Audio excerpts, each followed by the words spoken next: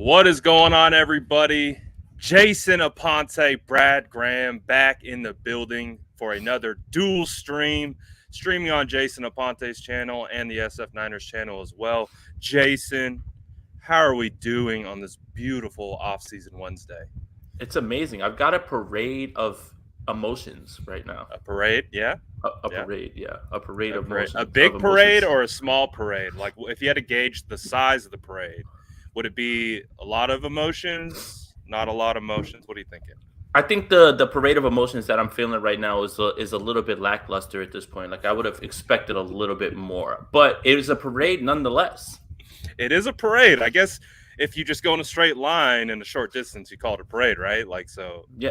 I guess it works. I mean, look, again, when you describe this parade, it's how much are you feeling, and like I said, this is it's not on the high end of parades that I feel of emotions, but yeah, here we are, off season, man. Here we are in the perfect segue into it. The unfortunate nature of what today is, it's the Rams parade, and they are celebrating their, Super Bowl championship for what it's worth. But what are your thoughts on the parade? Because, I mean, we've seen the footage. We've seen all of it coming out. Are there fans in LA? Jason, respond. Look, the thing is we all like to troll, but let's just talk about the reality. In LA, the Lakers and the Dodgers are king. And the Rams moved to St. Louis and came back. So all of those people were angered when they left. And that's why they're not going to be able to just come right back and people are just going to say, oh, we love you, right? And remember, even when the Rams were there, they were low on the totem pole in terms of what matters because the Lakers are king and the Dodgers are right behind them. So, look, we make a lot of jokes about, Rams fans, but you can't talk about that without talking about the fact that they picked up and left and then tried to come back. And, it's the same thing with the San Diego Chargers. People are like, well, there's no Chargers fans. Yeah, they were from San Diego. They just moved to LA. Like, you can't just have them adopt, the Bro, Jason dropped this banger tweet. I died. I mean, literally, it perfectly embodies the Ram parade. You got one dude up at the top blasting his little speaker, and you got the five fans down below. Like, hey, God. there are Rams fans. They exist. They're just there's not a lot of them yet, right? No, there aren't. And, there's people in my comments trying to let me know that, whatever the turnout was, but it's just a damn joke and take it. But I got a bigger issue, man. PFF, stop stealing my whole flow, man. Word for word, bar for bar, bro. Like, what are we even doing here? I understand it was an obvious joke, but I made it first, man. And that tweet got way more engagement than this one. So, I mean, it is what it is, man. But, like, y'all need to start crediting people before. Like, you saw that pop up because when you type in a certain name, it's trending. It ends up in there. There's no way you didn't go through that and see my thing pop up because it had like 500 likes within a few minutes. Oh yeah, they saw that and they're like, oh, we're just gonna copy and do the same exact thing. I just got big time by PFF, man. That's it. Screw their grades, man. I can't believe I just got big time. Screw their grades. Hey, man, it's happened. It happens quite a bit, and it will probably continue to happen. But nonetheless, banger tweet. So good. Appreciate that. We just had to show it and in all its glory because I think it's perfect. It really does perfectly kind of embody what we saw. And we're not going to spend a bunch of time on the parade. We just having fun to start the show. But let's talk about something else, Jason, that whether we want it to or not is dominating the timeline, and we're going to, like we've always talked about, we're going to address what people are talking about. And right now, the big, it's almost like a keyword, if you will.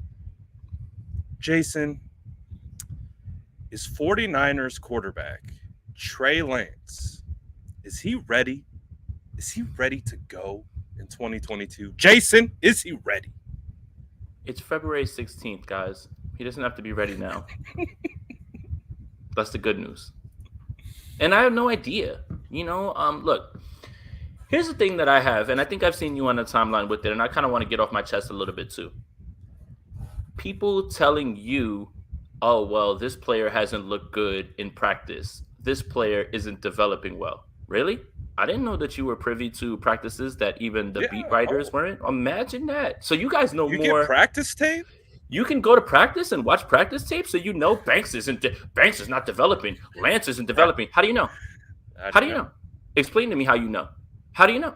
Because we're on the outside trying to like stand outside with binoculars, trying to see what we see, right? We're looking over the fence. We're like, I always find it funny when people on Twitter are just like, well, he's not developing well in practice. He's not a good practice player. How do you know? Who told you that? Yeah.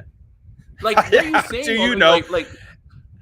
And how are you qualified to assess that, first of all? It's just funny to me, man, because I saw you get into some back and forths about Aaron Banks. Oh, yeah, he wasn't developing in practice. How do you know? Explain to me how you know these things. Oh, well, it's just because he hasn't played. Did you ever think that there's a plan in place that you're not privy to? None of us are.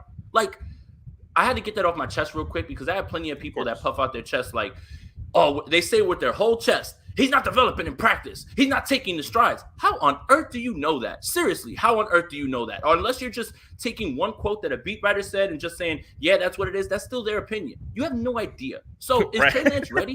Is Trey Lance ready? It's February 16th. He doesn't have to be ready right now. The season just ended. But will he be ready in 2022? Yes, man. Yes. But right now it's February 16th. Who cares?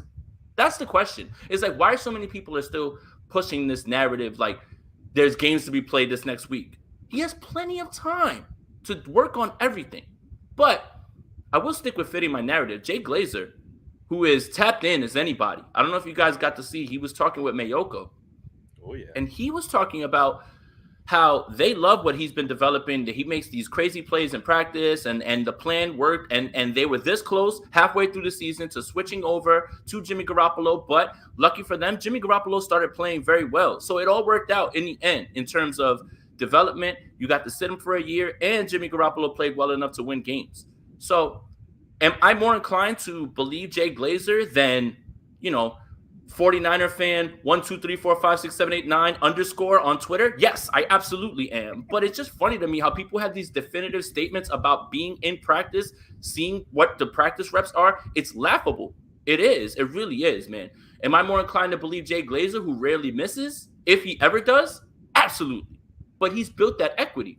Not you, 49ers fan 123456789 _ with the Trey Lance avatar. Sorry, I had to get that off my chest, man.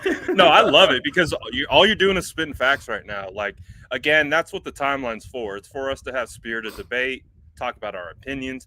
But there's a certain fine line that gets crossed sometimes between opinion that is discussed as fact.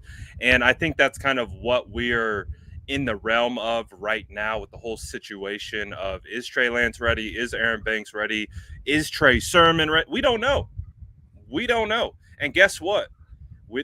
Those particular players have 6, 7, 8 months to actually continue to get ready and develop. So at the end of the day, it's a conversation we'll continue to have, but it's clearly dominating and quickly. I gotta shout out Sourdough Squad OG Sean from the big islands of Hawaii, small islands, whatever you think. But happy birthday to the guy. Wanted to say happy birthday, Sean. Man. Happy birthday, man. And you know what? 50 is a milestone. And you don't get older, you just get better. That's it. And you get wiser. That's the way you do it, man. And I'm happy for you, Sean. Appreciate you always tuning in and enjoy your birthday, bro. I'm happy that you're spending it with us, even though I wouldn't spend it with us if I was just like, if it was my 50th birthday, I'd be out there wild and tearing shit up at a steakhouse or something like that. But and we know you would. We know you would. But no, don't do that. But I put it a different breed. But Sean, appreciate you, man, and happy birthday, bro. Enjoy your birthday, man, and hold on to this one because this is a milestone. Absolutely. Definitely a big one coming up. We got this from Mav. Mav says, Wason Aponte, if I can get it over onto the screen. There we go. It's on. If Trey Lance's name was Justin Fields, he would not be receiving this much hate. Truth, is that the most of the 49ers fan base didn't want Trey as the pick and are preying on his downfall. So it essentially sounds like, I'm not going to lie, though. I feel like I might steal some of your thunder here. I feel like if it was Justin Fields instead of Trey Lance, there'd be even more of an outcry. I don't know. What do you think? A little bit. I mean, for as many of us that were vocal for Justin, our Prince, Our Prince, yes. I think that a lot of 49er fans were more on the Mac side of like the Mac and Trey thing. And I think that a lot of the people that are spewing the narrative about, Trey's not ready is based on the fact that Mac is playing so well, right? Like, and just like, oh, look what they would have done, this, and that. So it really just, I don't remember too many people being on the Trey Lance train. Like, there were a few people, right? There were. Certainly, there was people who planted their flag very early and said, I want Trey Lance. Many of 49ers Twitter wanted Justin Fields. Many. And then there were people who wanted Mac. So it all just lines up with whatever you want your narrative to be at this point. When Justin Fields wasn't taken, I was fine with Trey Lance because I wanted it to be either one of those guys, right? Obviously, I was way more pro Fields than I was Lance. And we're going to find out where these guys lie in a few years because now Justin has a new coach and Trey's going to be playing in his first year and everything's going to be moving in a different way. And we're going to be able to really evaluate these guys for the next 2 years. But I feel like praying for Trey's downfall, that's a lot of the people that wanted Mac Jones more than it was Justin Fields, I feel like, because we were fine with Justin not being the pick and then it being Trey. We just wouldn't have been fine if we wanted Justin and then it was Mac at 3. And I think those are the people that really are pushing the narrative of Trey's a project and, oh, look, he didn't really show me anything. Like, he only played 10 quarters. And again, it's just people have this want to be right attitude. Always want to be right. Don't care what's good for the team. I just want to be right. And that's the issue right now is that a lot of people are just not taking their foot off the gas pedal of whatever narrative they want to perpetuate at this point. Yeah. And I think, honestly, if we are looking at the landscape, it's kind of a big red flag if you're still holding on to an opinion that you had over a year ago and plenty of things have changed. More information has come to the forefront. And if you're still kind of holding on to that probably says a little bit more about you than the actual situation itself. So we understand there's always going to be people like that. Oh, I wanted this guy and I'm going to hold on to that until I can throw the I got you or I told you so. That's fine. I think you and I are a little bit different. I think although we were both extremely firm in the Justin Fields camp, we evolve with information. If more information is presented to us, we take it, we funnel it, we decide if we think it's viable or not. And our opinions can shift and change. And I think that's actually a sign of intelligence that you can do that. So if there are people who are still banging their chests on the timeline because of something that happened a year ago, that should just be a red flag. Throw up the red flag and just move on with your life, right? Because everything should be fluid, right? Especially in this situation. That's the thing too. And people have a hard time admitting they were wrong, right? On certain things. I have no problem admitting I'm wrong, because I think transparency is key when we come to this, especially when we're giving out so many takes, right? And it's just, you have to be able to accept your failure and then tweak your process. And that's the part that I take my loss as a lesson and I take it as, okay, now I've got to move in a different direction. Now I have to start thinking about things differently. Where did I go wrong in this, right? So we'll find out. But again, if you're not taking that attitude in any sort of sports take or anything in life, really, anything in life, forget sports. This is just good life advice. Yeah. Be fluid and also be able to have your thought process change and change the way you look at things when new information is presented to you. So I think that's a life lesson for everybody. That's a message. You're welcome, guys. Jesse Wade says same fans who are yelling Trey isn't ready or developing are the same fans who said cut Jimmy G last year and are now yelling they want 2-1s for Jimmy Garoppolo. Hey, we get it. And we're not going to spend a huge point of focus and emphasis on the people shouting into the Twitterverse. That's a reason it exists. There's a reason, we are probably talking and, communicating as we are. And there are other people watching where other people are just shouting into Black Abyss or, coming onto your platform to share their thoughts and degrade you and your opinion. So it's fine. We're not going to focus too much on that, but let's focus on the actual topic of discussion. Jimmy Garoppolo, we understand the continued conversations, the value conversations are going to continue to happen. Speaking of fluid.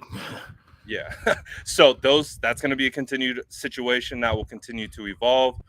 But back to the question at hand, Trey Lance, 21 years old, heading into year 2 after sitting a year, playing 10 quarters in his first rookie season, winning one game in the one of the 2 games he started.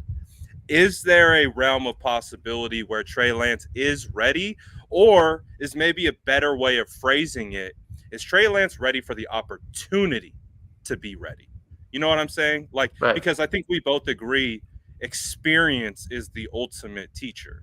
So if he doesn't have the experience, how can he really be ready? Is it more, is he ready for the opportunity? Yeah, and I think that's a fair way to look at it. And what I will say is this: expectations set you up for disappointment. If you are a fan that is sitting here saying Trey's going to start and this offense is going to hum right away and this team is going to win a bunch of games because it'll be more explosive and think about what you can do, I don't think that that's necessarily the way you should be viewing this. And I'm going to preach the same thing that I preached when he started his 2 games. Temper your expectations. There will be bumps and bruises, but there is no time for overreaction or any sort of closing the book on anything within a few games or something like that. Like, it's not something that is so black and white. Like, if this team, we have to figure out where this roster is, right? We have to figure out who's back, who's not coming back, all of those things. That's why, people have been asking me, what's your prediction for next year? I don't know. I don't know what that other team's roster is going to be. I don't know what this roster is going to be, and it would be foolish of myself.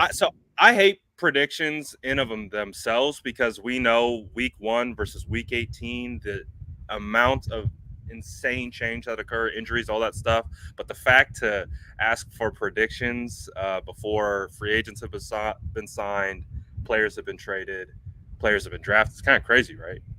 Yeah, that's the thing, is we don't know what teams are going to look like, what the roster, all of those things. Like, and that's why it's foolish to get to that. But back to this Trey Lance thing. What you want to see and what a successful season is you want to see the growth. And if it starts slow and you start moving in the right direction at the end of the season, even if it doesn't lead to a playoff berth, God forbid, you still have to feel good. Success isn't defined by wins and all of those things, in my opinion, when you're talking about a rookie quarterback. With a rookie quarterback, if you win games and he develops, that's win-win. But there's a world where you don't win games, but you see the growth from the kid and you know where you're going forward. And you know he's on the trajectory that you believe he's going to be on. For me, that is far more important than any sort of win-loss total or how many games did you win in the playoffs. It's just, you have to be realistic. A lot of people continue to correlate what happened with Trey Lance to Alex Smith and Patrick Mahomes, and I don't think that's an apples-to-apples comparison.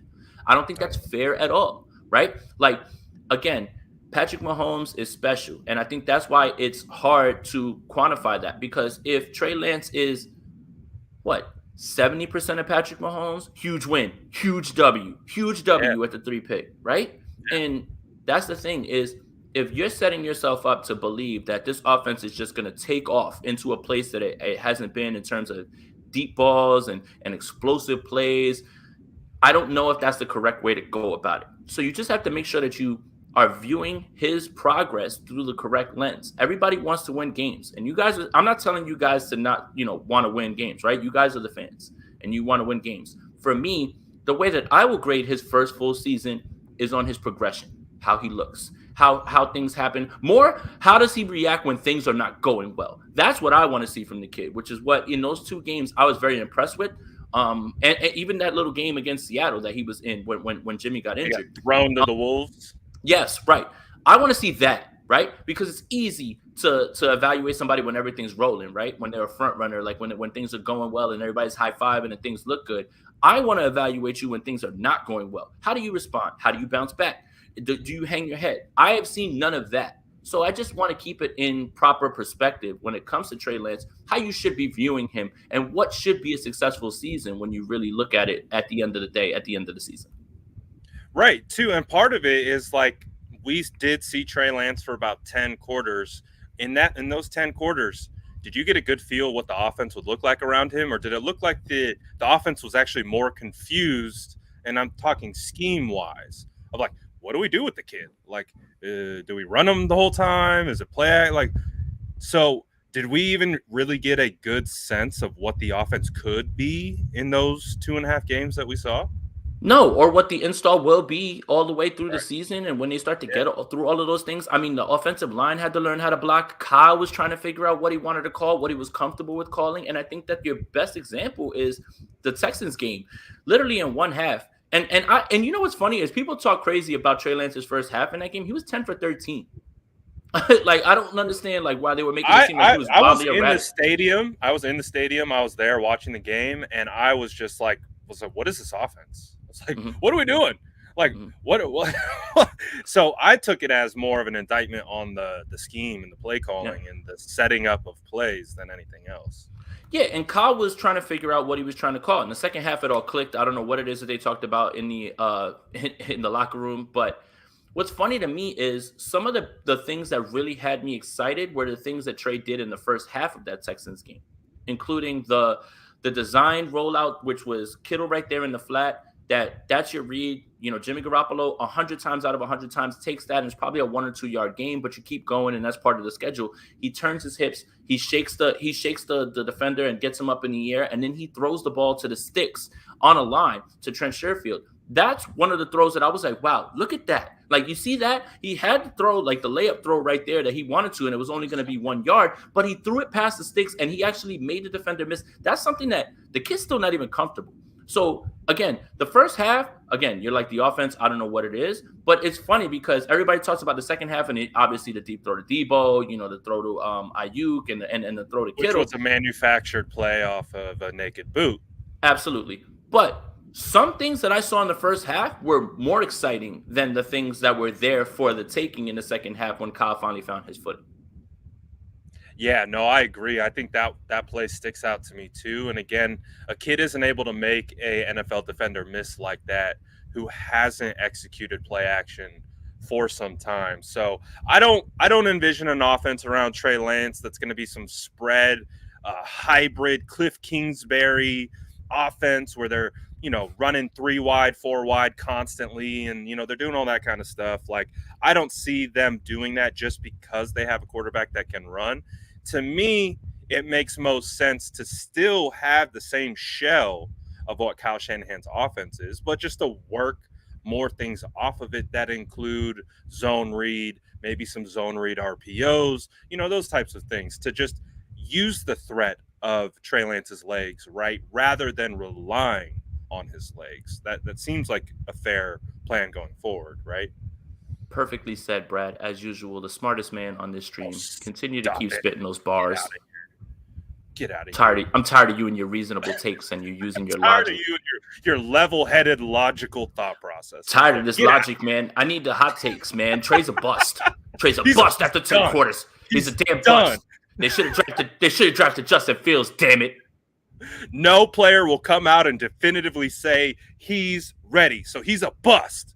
That's it. And Kittle hates him. He only likes Jimmy. Yeah. Come on. Like fire off the hot takes, man. Come on. I'm having fun with it. I mean, would you say this, though? Would you say the reports from Jay Glazer, the reports from Mr. King at MMQB, do those feel like a response report? Does it feel like that is, you know, we know what the narrative's out. It started with Joe Montana, and it's kind of snowballed into what the timeline's talking about. Do you feel like that was a bit of a reactionary response, or is it just purely organic? Just came out when it came out. Here's the thing. The media game's kind of dirty, and we learned that in the Senior Bowl, right? And when someone comes out, yeah, there you go. Put that hat on. When somebody wear that thing. When somebody comes out with equity who is like refuting a report, who leaked that to you? Who gave you that? Yeah. Who told you that? Like that J. Cole meme. Who told you that? Who told you that? Who told you that? How did you receive this information? Wait a second. So look, Peter King was pushing a whole different narrative. Well, they might just stick with Jimmy another year. Like, I wouldn't get rid of Jimmy until you find somebody. And now Trey's ready. Jay Glazer has never really said anything about it, but he's one of the most tapped in guys. So who told Jay Glazer? Right? And he was very good relationship with Mr. John Lynch. I got a video on my phone of them saying what's up to each other before a NFC Championship game in 2019. Definitely good friends. Definitely. Oh yeah, good friends. I mean Fox colleagues, and Jay Glazer's tapped in, man. He's one of the most liked guys in this league. Yeah, he's a real one. Oh yeah, for sure. But yeah, smoke season's back, and you gotta start.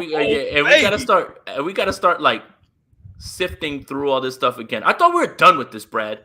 I thought we were done with all of this, man. But it never stops. No, it never stops. Last year was about trying to figure out who the pick of 3 was, and we're analyzing body language, quotes, and anything everything. that had a pulse. We were analyzing. It didn't even need a pulse. We're like, wait a second. Right now, the wind blew a weird way. Now it's Treygate. I think that's what we're calling it. Treygate or Trey Watch. That. Yeah, like it's just Treygate. I don't know if I can go through another season. Like I sent out a tweet today saying that I have 3 gray hairs in my beard. I blame the 49ers. I blame the 40. Like me and Rob Stats, we were going back and forth. And like if this continues by next offseason, I'm gonna be a shrunken head. Like I'm gonna be that little dude from like Beetlejuice. Like no one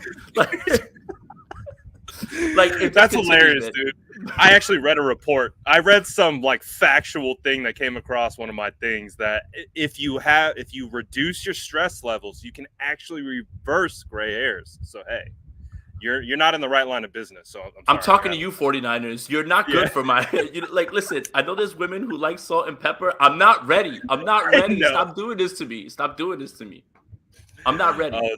Spicy Aponte going to be coming in hot with that salt and pepper look, but that's another topic for another day. Clearly, this is going to be the quarter. I think we can also look at it from a different perspective.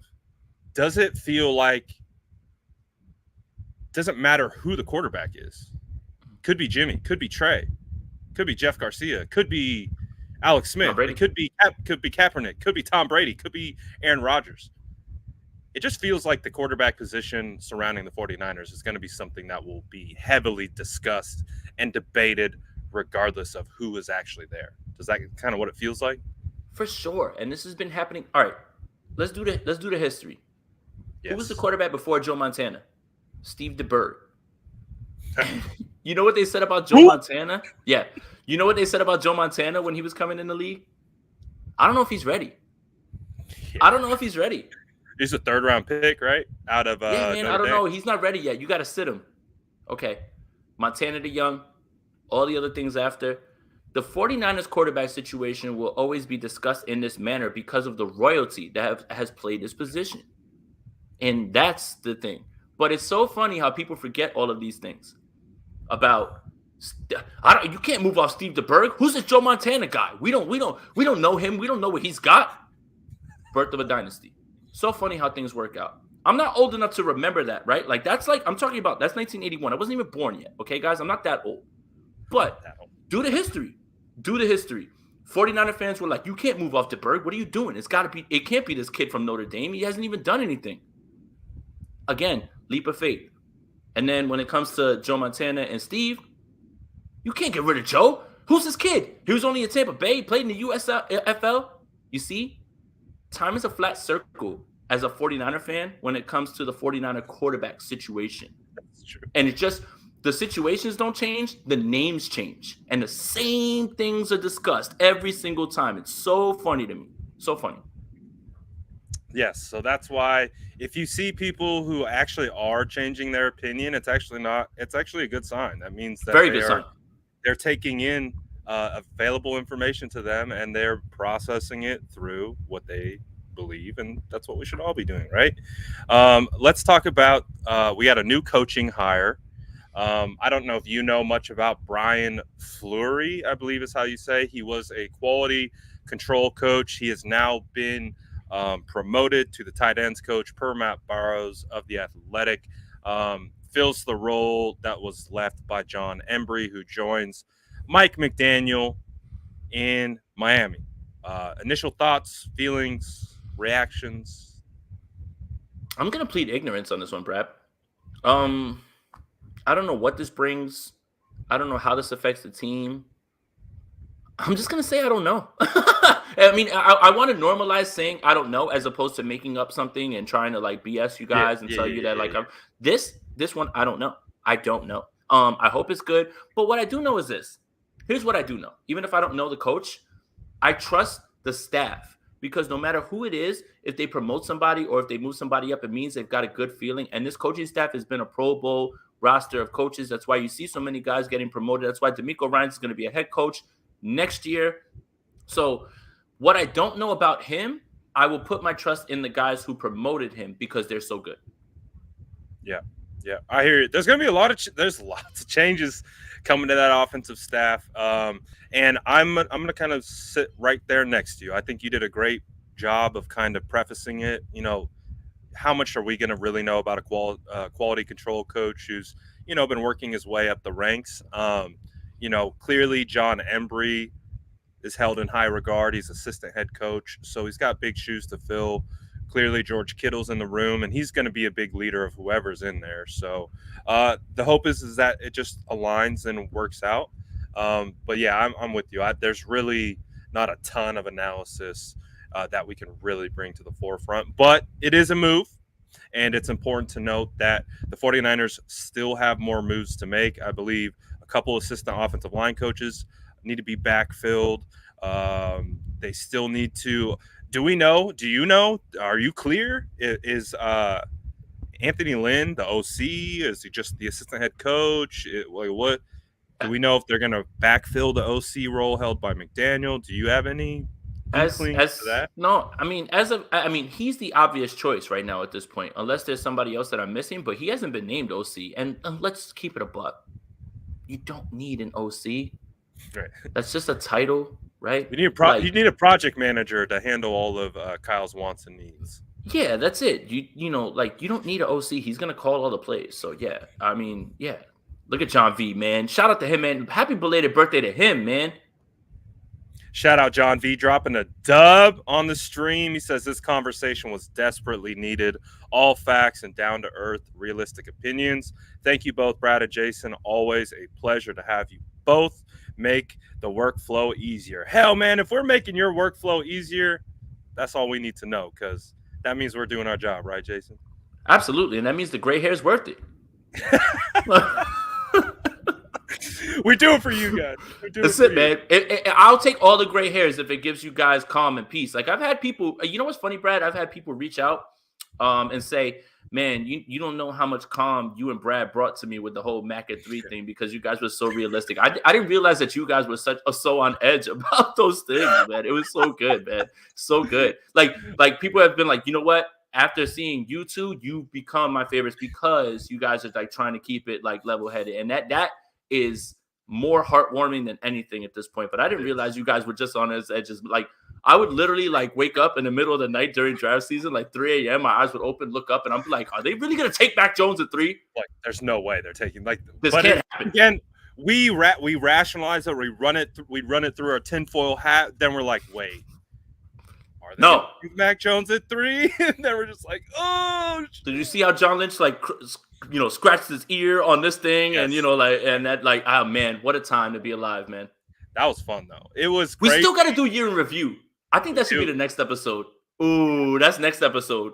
Drop it in the chat if you want to see year in review starting from January, when this bromance first started. Or even before, when Deshaun Watson's commenting on 49ers Instagram pages, and then transferred into Mobile, the Stafford thing.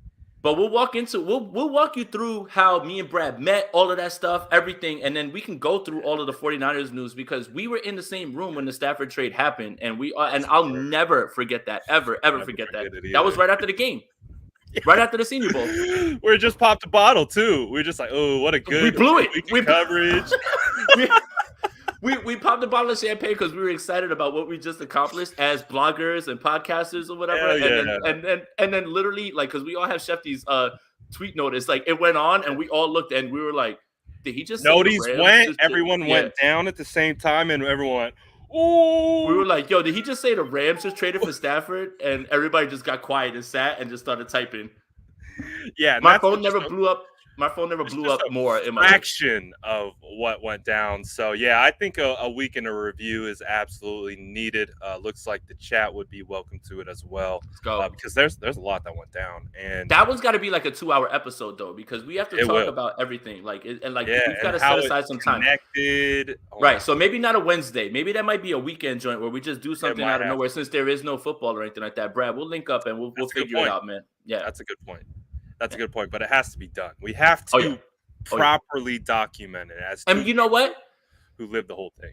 We're brainstorming right now, but we should have the people that went on the ride with us intermittently jump in and out, like during the time where pop in, give their little spot. Like at this point, pop in, give their little spot. At this point, that's actually really good.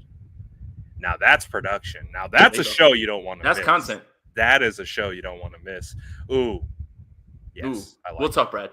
You're onto something, man. You're onto something with that. Niner by Nature says, Jimmy fans, Trey isn't ready, but I know he will be the king of the NFC. I mean, we can kind of transition that little segue into the NFC because, hey, things might not be looking so hot down there in the desert. And up north in Seattle, we don't know what the future holds. Run it back, gang, apparently, right at the stadium. It doesn't appear that McVay and Donald are retiring, even though not yet, but not yet. Hey, we'll figure it out. So what are your thoughts on kind of the NFC? Clearly, and the thought here, king of the NFC as a quarterback, Trey Lance, year 2. You got currently Russell Wilson, Kyler Murray, and good old Matty Staffy. Is there a range? And I might be stealing some of your thunder. I bet we would say maybe not next year, but maybe in the future. What do you think? It's hard to tell right now. I mean, a lot of people have the inkling that Russ is going to stay. I think that's the guy that's going to move. I think Aaron Rodgers stays where he's at, especially when you hear what he said at the Honors Award show. It felt like he's fine with it, and I think that brings Devontae Adams back. He still has a lot of football to play. It's like he doesn't really have too many options. I really don't see it, because if Matt LaFleur trades him to Denver, now you got to restart with Jordan Love. And you won 13 straight games. You won 13 games in 3 straight years. And you made the NFC Championship. Mistake, though. Drafting Jordan Love, oh my goodness. Draft a receiver. Should have helped that man out. I never understood that one. So I think that they're past it at this point. Yeah. So I think that kind of Rodgers is going to stay. The Russell Wilson thing is very intriguing because Pete Carroll's still there. One of them has to go. One of them. Because either you need a new voice in the room or it's just not working with Russ. He looks so disinterested. For anybody who wants to see tough journalism, Rob Stats Guerrero of Niners Nation actually interviewed Russell Wilson. And he didn't let him off the hook. Oh, he did? Yeah, he didn't let him off the hook when it came to asking about that list that came out of the teams.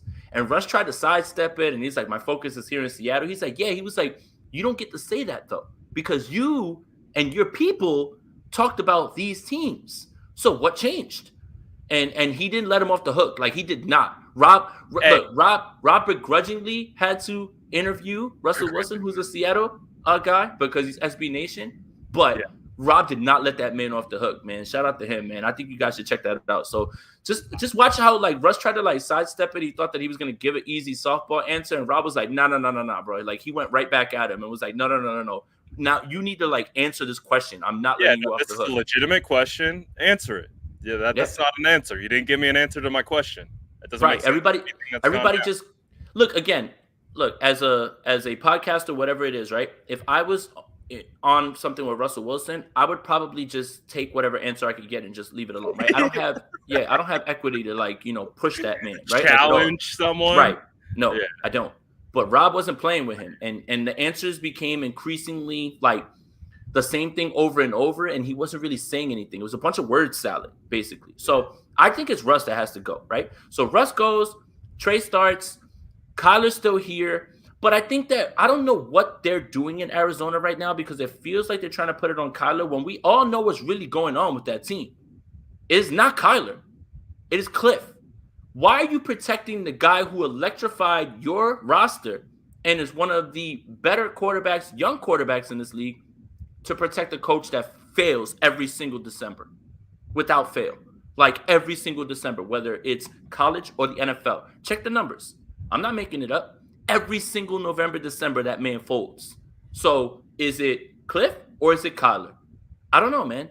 I don't know. And it's weird that this narrative is being painted about him now, especially because he lifts them up. And he hides so many deficiencies on that team and has. And anytime that they've collapsed at the end of the year is because Cliff has been figured out and did not know how to adjust. And one or two injuries damns the whole team all of a sudden. And it happens every single year. Because their offense was basically Kyler to D-Hop, and then D-Hop goes away, and you're like, all right, now what do we do? AJ Green was AJ Green. Everybody was like, oh, look, you should have signed him. No, that's AJ Green. Zach Ertz didn't help. Chase Edmonds gets injured. You know, like it's very strange how things have kind of shifted from look, coaches are everywhere, right? There's coaches that haven't gotten jobs that deserve it. Yeah, I know. I love it. Yeah, absolutely. Absolutely. Yes, extend Cliff, trade Kyler. Lifetime contract, trade Kyler, trade him to the AFC. There are coaches that don't have chances, but there's coaches everywhere. Franchise quarterbacks do not grow on trees. They do not grow on trees. And you drafted Kyler to fit Cliff's offense, and Kyler hid all of the deficiencies. He threw that Hail Mary to D-Hop. They would have lost that game to the Bills. I don't get it. You're valuing the coach, which is a dime a dozen. You went for the next hotshot college coach who never even won in college, by the way. It's not even like this man was just like winning national title after national title. Like he had Patrick Mahomes and did nothing ever. And then look, Mahomes gets under a real good coach, and now look. Yeah, look. So you're valuing a coach over your franchise quarterback. It's baffling, in my opinion. But that's Arizona. Poverty franchises stay poverty franchises. And it's for that reason. It's not about the coach. It's not about the personnel. It's about the culture, and it's about the front office and how they do things. And that's it, man. I don't understand what's going on over there. I really don't. How dare you? How dare you talk about Kyler Murray in this fashion? How dare you? I just don't get it. I don't get it. It's wild. It's wild. And then, too, I think the most damning thing to come out of that whole situation is not the IG change, not the unnamed sources of reports. He's not a good leader. He's immature, whatever talking point that any unnamed source can say. It's the fact that they've released the information that he opted to not go into the fourth quarter of a playoff game. But who said that? That's the thing. I don't know, but everyone's running with it like it's true as hell. No, you didn't get one player come out and say, no, that didn't happen. I seen a clip of Colt McCoy talking to a dejected Kyler. They didn't show like the whole like, no, I'm not going in thing. But you could see Colt McCoy trying to pick up Kyler body language. Are you talking about that robot Dove Cleveman, who's not a real person that tweeted that out? Maybe, could have been. Yeah, I'm not sourcing him. I just saw the clip. Dude, you're not sourcing anybody because he's not a real person. Dude, it's not a real person. No, he's not a real person, man. Nobody's ever seen this man. Yeah, nobody's ever seen this man. This man has never done one interview, but somehow he has a check mark and like whatever. Like he's not real. Anyway, with that clip that he posted, he threw an interception and he wasn't happy about it. And he's like, oh, body language. What quarterback is happy after they throw an interception? I felt like the biggest reach I've ever seen in my life. And then Colt McCoy, if you listen to what he said, was, dude, that interception is not going to cost anything in this game or whatever, anything like that, and gave him like pat down like on the shoulder. Like, so that was such a strange clip to pull because you're trying to perpetuate the narrative and you're not even real, man. Find out who that bot is, man. He's not even a real person. Nobody's ever seen this man. He's not real. And all he does is steal his stories from someone else. Dove Cleveland, if you guys follow him, he's not real. It's a bot. It's not real. What is Debbie saying here? It's a bot. Debbie dropped something? Mm-hmm. I'm a lifelong Niner fan and AZ native. Cliff and Kyler have the same agent as the word local radio is kicking around.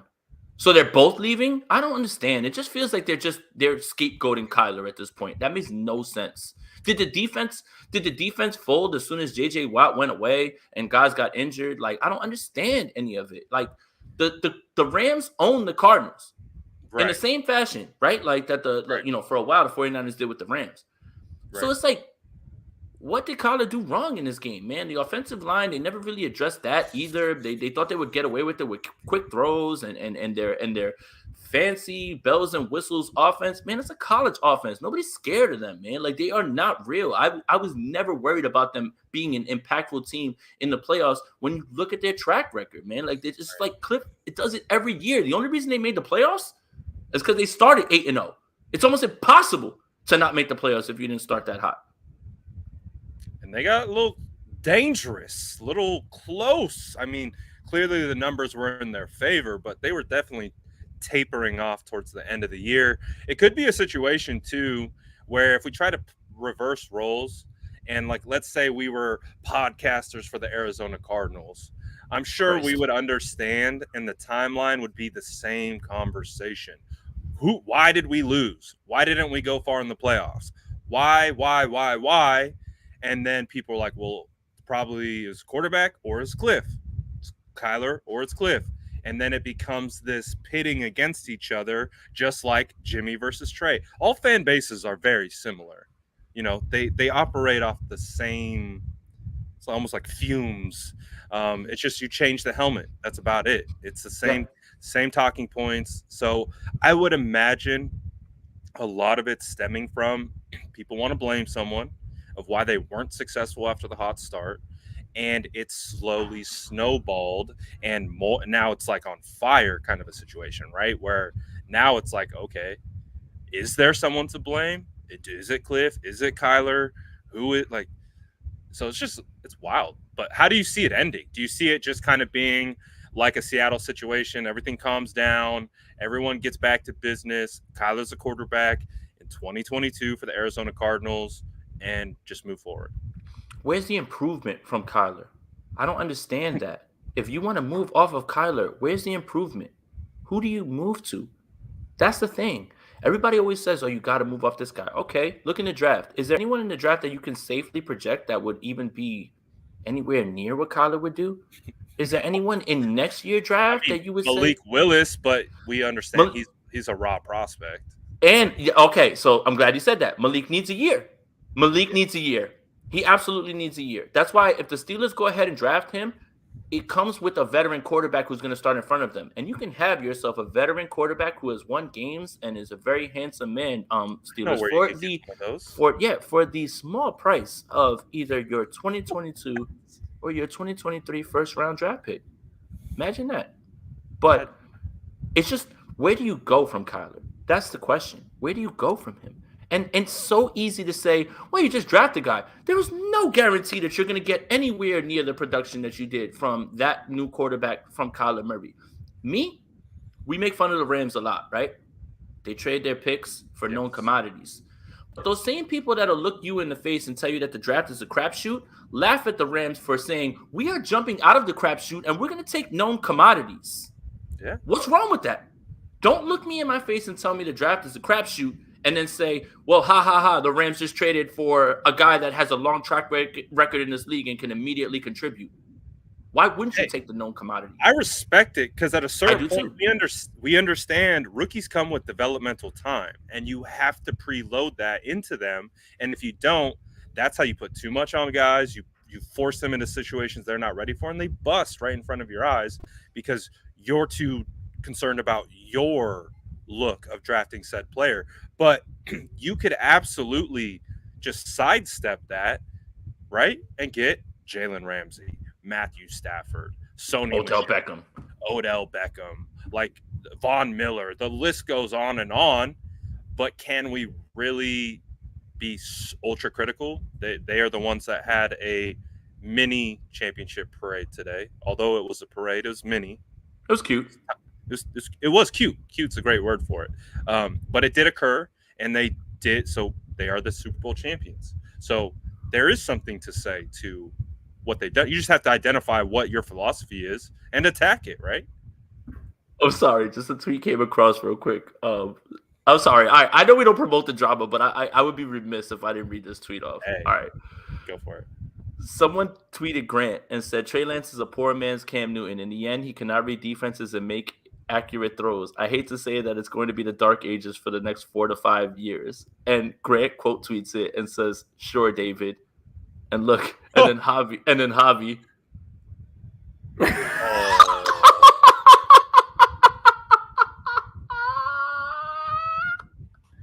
There's been a massacre on the timeline. I repeat, there has been a massacre on the timeline. Someone please. I am weak. Yo, ain't no way, bro. Ain't no way. Oh my God! This peak off season, guys. Oh yeah. Oh, it's day what? 16. This is beautiful content. Oh man. Oh yes. Oh yeah. This is. I mean, for you guys that are watching, I hope this is good content. But I'm having a blast right now. Oh my God, that is too good. Oh my goodness. What do you say? Poor man's Cam Newton. I take that. Cam was an MVP. What you talking about? My goodness. That's pretty wild. Yeah. Sorry. Let's stay on. Let's get focused. What a response. That was really great. That was shout out to Javi. That was good. Let's see. Getting back on track. Let's kind of talk a little bit about potential free agents. I think we've been, we're in that middle ground of like no man's land because it really takes free agency to go through, right, for us to really understand positional needs for the draft and things like that. So we understand that they're thin at running back. Do you see a situation that exists where free agent Raheem Mostert potentially comes back, or would it be more beneficial to, turn the page and maybe look to the draft or free agency because they need more running backs. That's a fact, right? Mm-hmm. Just how do they go about doing it? And is Mostert a guy that you think could come back? I think so. And I actually feel way more confident about him coming back than I do him not. And here's the thing. You cannot discount the fact that the 49ers were the team that he had his success with, that gave him a shot. You watch Jason Verrett off of 2020 talk about, I want to come back because this team, this culture, they believed in me. Like Raheem Mostert's on the sidelines. He's tweeting about his team. He cares. It seems very close-knit. You cannot discount the human element of this. Now, sure, is there a money element to it? Okay, for sure. But I definitely want Mostert back for a few reasons. One, it lightens the load on Elijah Mitchell. It lightens the load on Deebo Samuel. And you still, even if he's lost a step based on the injury, is still your home run hitter. And you know what? Less carries for Mostert is better for Mostert. So now you have a guy who can take it to the crib anytime that he touches it. You can still have Elijah Mitchell spell him because Elijah Mitchell got injured 3 times this year while being the bell cow.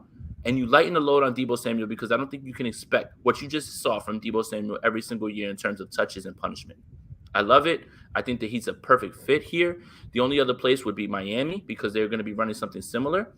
But, and this is no slight at Raheem Mostert at all in any way. This offense, this running game, he is conducive for success due to it, right? Like, yes. I don't know if he can just go somewhere else and just take a bag and just say he's going to be putting up these numbers. Like, he'd have to go to another zone scheme. Right. And another thing, when people say, Elijah Mitchell is a mini Raheem Mostert, I feel like that's a bit of a disservice. Yeah, no, I just feel like it's a disservice to Raheem Mostert because you're discounting his vision. You're discounting him putting his foot in the ground. You're discounting his speed. And Raheem Mostert and Elijah Mitchell are nowhere near the same backs. Not at all, in my opinion. And I feel like a lot of what Mostert does is things that can't be quantified, right? And it can't be just like locked down into measurables, anything like that. Obviously, he's fast, but vision, knowing when to cut back, knowing when to put his foot in the ground, and how fast he is on that like Elijah don't have that in the bag. That's a skill. That's a talent. It takes time and reps. And Elijah doesn't have that in the bag. Elijah don't have that in his bag. Elijah has, all things considered, obviously rookie record, 49ers got it. But come on, man. Like you're kind of downplaying Raheem Mostert when you say, well, we got Elijah Mitchell, who cares? No, that's not the same guy at all. And I feel like a lot of that narrative has been perpetuated in the wrong direction. That's how I feel. Yeah, and I understand, people are going to look at the age, they're going to look at the injury, and we get it. 49er fans have pretty substantial injury PTSD, and rightfully so. You are warranted in your injury PTSD, so I understand. It's not a slight at any of us who have a little PTSD shock when we see an injury update come across. But with Raheem Mostert and all the things that you talked about, he would be such a great element to the backfield with Elijah Mitchell. And to pair the two, we understand, I think one of the biggest things that I took away, at least from watching Elijah Mitchell, he's a great base down back. First, second down, great. He can run in between the tackles. He can get to the outside. And he's getting better. But if you add that outside speed element of Mostert, and you are able to get, again, the biggest thing that we see with Kyle Shanahan's offense is he wants linebackers and safeties to flow the opposite direction in which he's running, because he wants, geez, my goodness. What happened? Chat bot. But back to the thought at my mind. Dove Kleeman in here trying to like, yeah, he's trying to protect his honor in the chat. Hey, man. Someone clipped it already, and he's in here like, ooh. Stop following that bot, man. Stop following that not real person, man. That's sorry. Keep going. Man. No, that's funny. But back to the situation at hand. When you add Mostert to the mix, it's a completely different element. It's a completely different ability to run the football than what Elijah brings, and the combination of them both could then, like you said, spell Debo. Do you still think they would go after another running back, because even if they did bring back Hasty, and then you have Mostert, Mitchell, and Sermon, would you look to bring in someone else? I would imagine free agent. Justin Jackson. Yes. Do it. Someone in our chat too came up with that idea. So that's beautiful. And if we could do that, that would be fire. Justin Jackson, who knows Anthony Lynn. Anthony Lynn knows Justin Jackson. Do it. And you can do it for little and see the production. I was a big proponent of keeping Wayne Gallman last year. I was so shocked when they got rid of him. So shocked. Especially when you talk about his pass blocking chops and how whenever his number was called, when Saquon went down, he played well. He was a solid starter. I never understood them. I mean, all right, not that I never understood, because I understand you have to have a certain amount of numbers. Yeah, there you go. Oh, now we're talking. D'Ernest Johnson's a baller. D'Ernest Johnson. That's a baller. Fine. Do not get that man in the Shanahan offense. He's goodness, he might be RB1 when it's all said and done. And you get D'Ernest over here, man. And anybody who doesn't know who that is, I want you to watch the one game where every single Cleveland running back went on COVID. Their quarterbacks went on COVID, and he dominated. He didn't just play well; he dominated. He's a guy who was a CFL guy, got it out the mud. He was waiting for his moment. He got it and did not miss. That's a great call by Eric, man. Great call. I would love either of those guys. I would love either. He filled in for Nick Chubb. Fantastic. And Nick Chubb is a top 5 ball carrier in this league, and I will fight anybody who wants to say that. Yeah. Is that Chubb? Yeah. Right. D'Ernest Johnson jersey. D'Ernest Johnson, he got his shot. That's about that. You know what D'Ernest Johnson said? You don't got to get ready if you stay ready. Because he was waiting for his moment, and he dominated, man. And against the Denver Broncos defense, Vic Fangio, shout out to you, man. But you got cooked by D'Ernest Johnson. And anybody who started him on that Thursday night game in fantasy, you won your week based on that, because he went crazy in that game. He absolutely went crazy. And I think the 49ers are going to be retooling that position. Again, we feel confident, I think, in Elijah Mitchell, but we understand Kyle Shanahan historically is a RBBC kind of guy. He wants a running back by committee situation, fresh bodies, and it's going to be interesting to see how they attack that position, especially with Anthony Lynn in the building.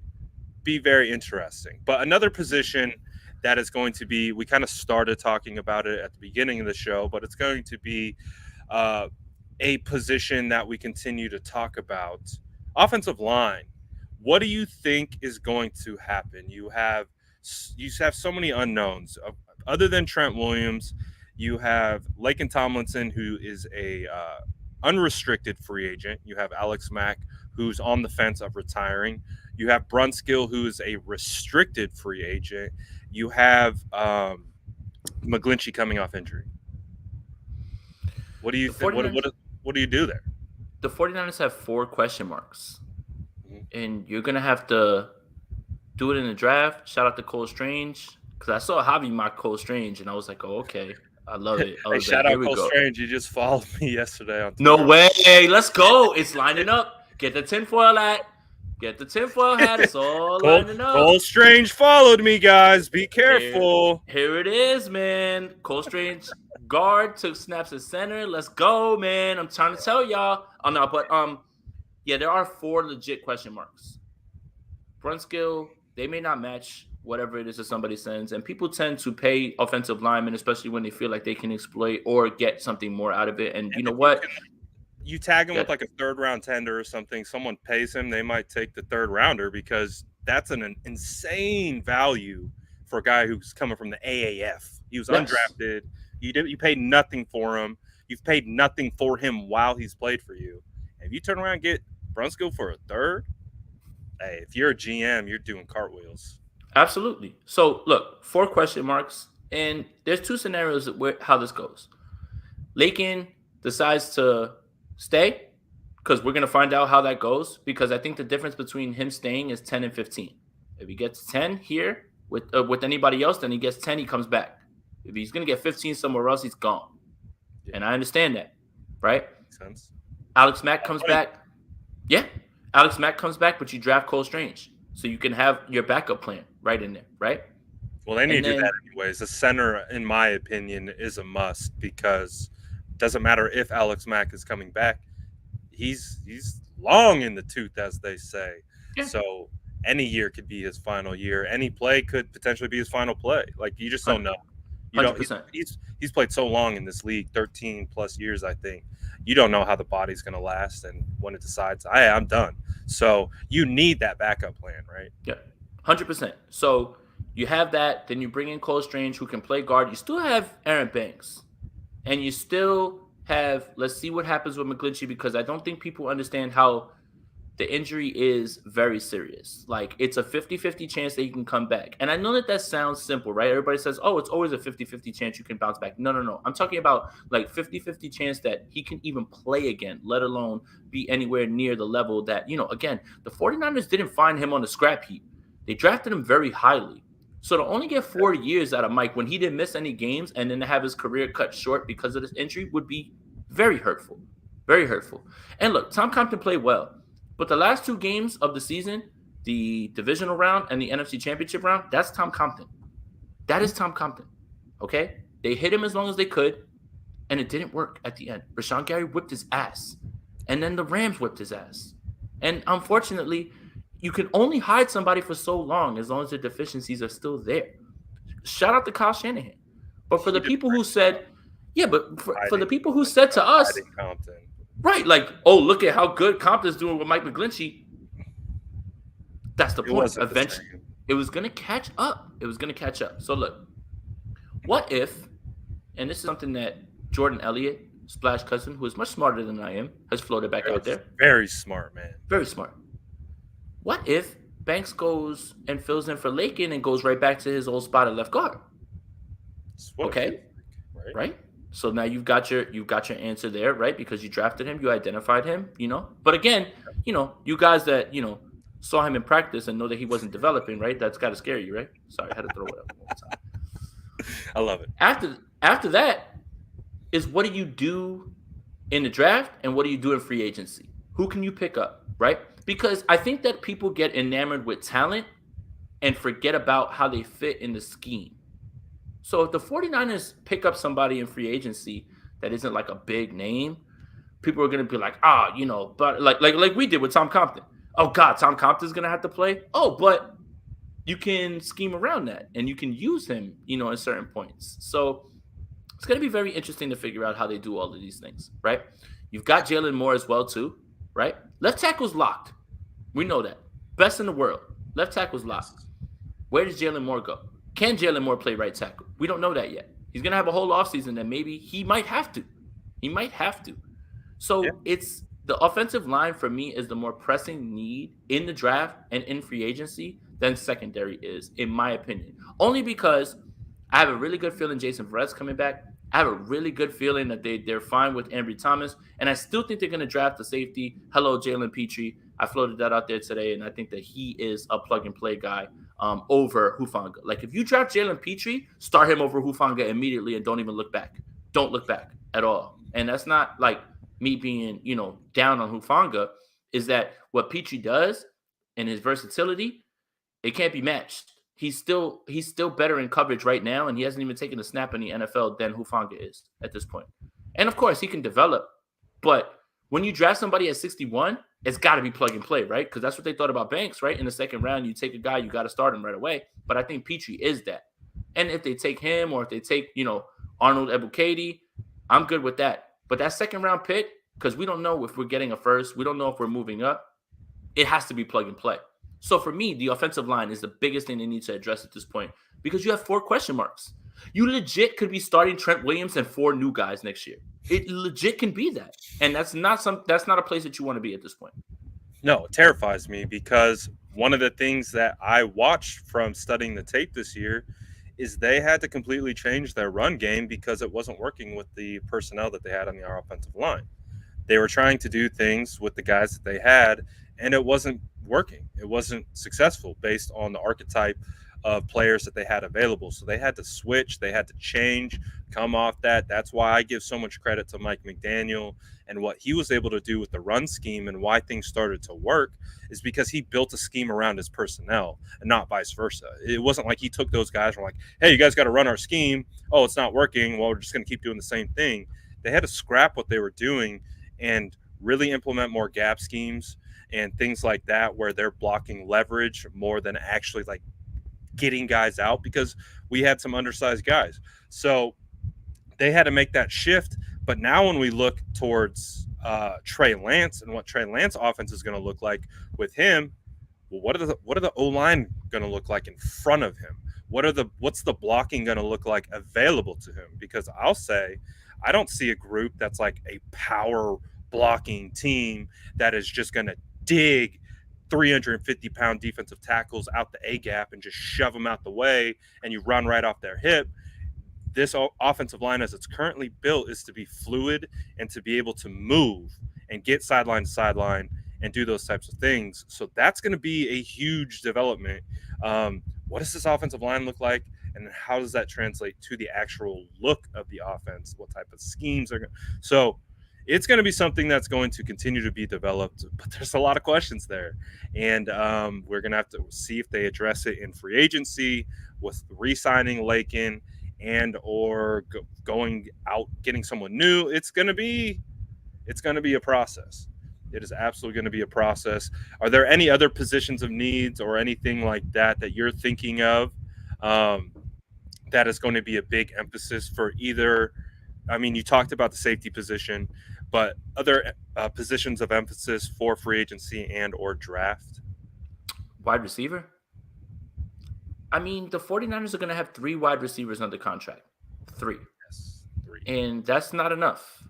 So are you going to draft a wide receiver? Hello, Calvin Austin III. I see you, and I hope so. Like Khalil Shakur? Oh, well, if they – oh, my – don't – he's good, don't, man. Don't – yeah, don't – he's good. Don't get me excited. Don't because and you're setting me up for a Terry McLaurin and like dude, like don't I get that. Emmanuel Sanders vibes from that dude, yes, and I'm like, oh boy, he's good. He's really good. Don't do that. He could he would fit too, like what we do, like over the middle, yak. Don't test the catch. Do not, Brad. Do not. I saw you post that too, and I was like, don't start. I was like, don't start.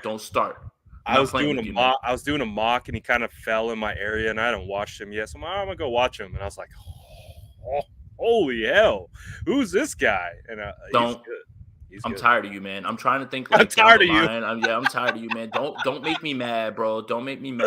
That feels like drafting somebody over like a Terry McLaurin type move. Like I think that kid is going to be very good in this league. Don't start. But with Calvin Austin, what I noticed is like Trent Taylor. Yeah, see, here you go, Jamal.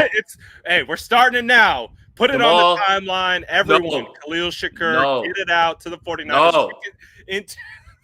You're going to get me mad. You're going to get me mad because when they pass on him for someone else, I'm just going to be like, okay, here we go again. And it's just like, why? There. Jason had to go there. Yes, that's Jamal, what we can get hyped. I thought we were friends.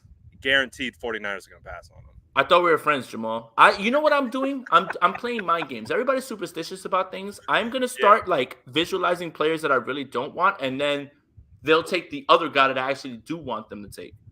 Yes. So I'm trying, guys. But wide receiver has to be addressed. Calvin Austin feels like, for me, Trent Taylor with way more explosive plays in him. Like, he can actually run after the catch. He's faster, and he can actually do something that the 49ers haven't seen in a long time. Did you know that Calvin Austin can return punts for positive yardage? You know that that's a possibility? Like, you can catch the ball on a punt and go forward. There it is. You know that's crazy? Wow, man. We can actually change field position with a dynamic returner. Did you know that? Way. Not just the punter. We don't need just the punter to change field position. You can actually add a returner to actually aid the offense a little bit. Did you know that? I didn't know that. But I'm tired of you and Jamal. Both of y'all, I'm about to block y'all from my phones for like putting this Khalil Shakir thing out there, man, because Christian Watson to the moon stonks. Christian Watson's out of our range now. That's it. That's too far gone. Like, that's too far gone. Like, everybody was enamored with him. That's too far gone at this point. But Khalil Shakir is there, man. Whatever, man. No, he will be. This wide receiver class is deep, is it not? Yeah, it is. It is. And you can find good too. Any type you want. Like, you can get the big body guy that's athletic. You can get the smaller, shiftier guy. You get a yak guy. Like, you pick your poison with wide receiver, right? So you can go a bunch of different ways. Tired of you, Jamal. I'm gonna block you from my phone. You got that Insta block coming, Jamal. You about to get blocked. You about to get blocked on everything and my phone. So if you send me a text message, you're just gonna see a green bubble, so you know for a fact that it ain't me.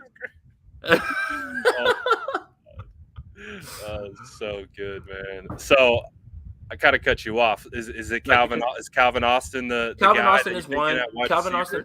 Yeah, Calvin Austin's a guy. If we're talking, I'd love him in the fourth. Not by nature, but if you're talking about like guys that you can find in free agency, there's guys that are out of your price range and will be too much. But like if we're playing fantasy football, Allen Robinson's out there. You're not going to get your hands on Devontae Adams. Who knows where Allen Robinson's market is just because of how he played. There's a few guys that you can probably get. Even like somebody like, let's just say, it feels like Cole Beasley's going to walk from Buffalo. Mm-hmm. Like a Cole Beasley, a veteran guy that if you just need one of those quick screen throws, something like that, like rely on. Right. And the 49ers have been trying to fill that in, like that Trent Taylor role, right? Like, because, all right, Christian Watson, I love him, but he kind of feels a little redundant with what Jawan Jennings brings because they're both big guys. Obviously, he's much more athletically gifted than Jawan Jennings, but it does feel redundant just a little, right? And you're going to have to find a way to get them on the field at the same time.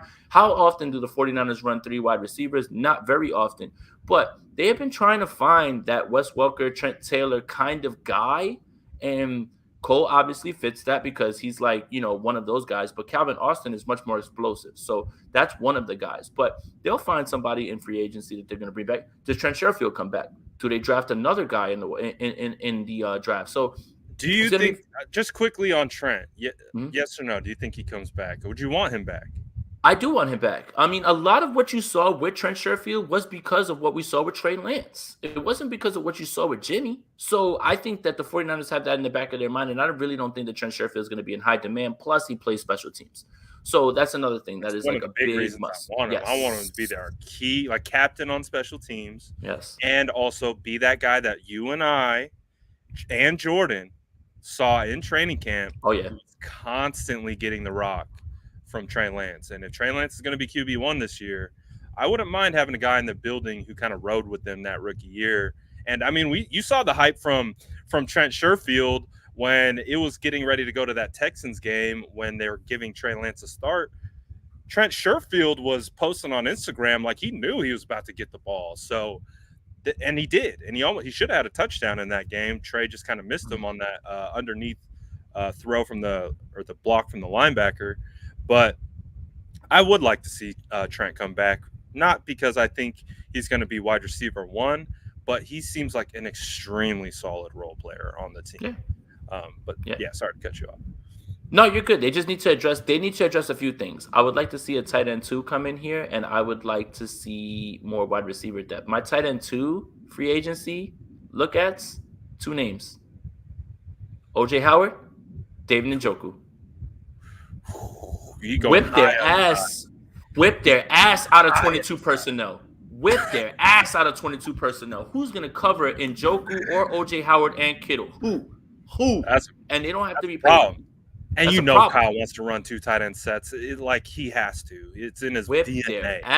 Whip their ass, Kyle. I'm telling you, man. OJ Howard is still one of the most gifted wide receivers I've ever seen come through those doors in any sort of league. And I get it. He was behind Gronk. He was behind Cameron Brate. Cool. And he got injured. That's fine. But him and Njoku, one of those 2, you can get him for cheap. I mean, you can really whip people's ass with those 2, man. Like, it would be really something like, how do you defend both of those guys? I don't see it, man. So tight end 2 and insulate this wide receiver room. Now this offense is rolling. Now this offense is in a state where you've insulated Trey Lance with a bunch of weapons, and schematically it becomes increasingly difficult to stop, man. I just, again, you got to shore up the trenches first, obviously. But when we're talking skill positions, man, there's ways for you to improve this team and make this offense much more potent for the explosive plays that you expect to come with Trey Lance. I like the tight end 2 names. That would be fire because, like we know, Kyle wants to run 2 tight end sets, especially with Trey Lance. You go back to those 2 games that Trey played, he ran that double tight end set on the line of scrimmage more times than I had ever seen all year. So could be. He wanted to run it with Jordan Reed. That's a good point. That's a great point.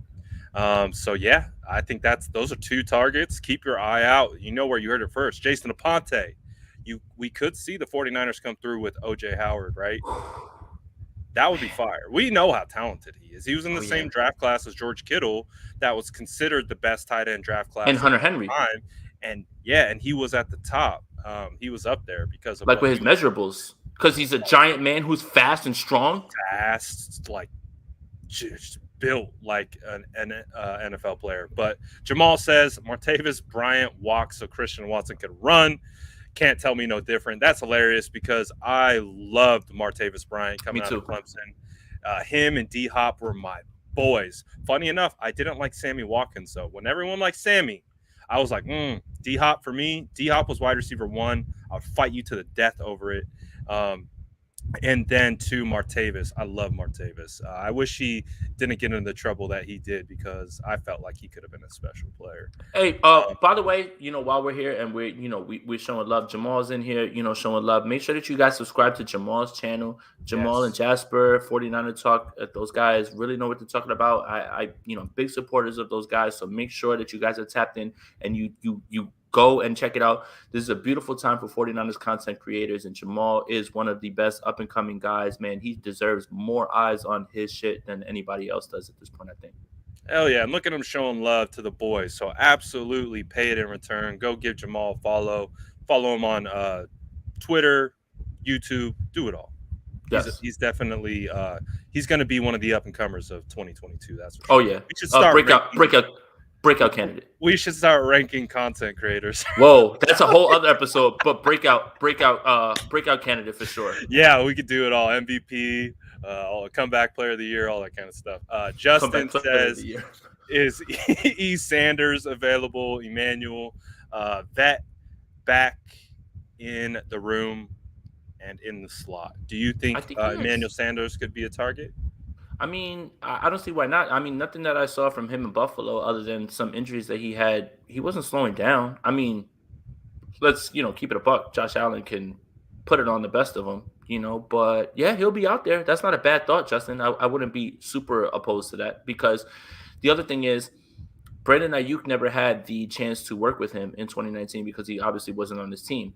And how much of his veteran savvy and his work ethic can rub off on these guys. I like that thought, Justin.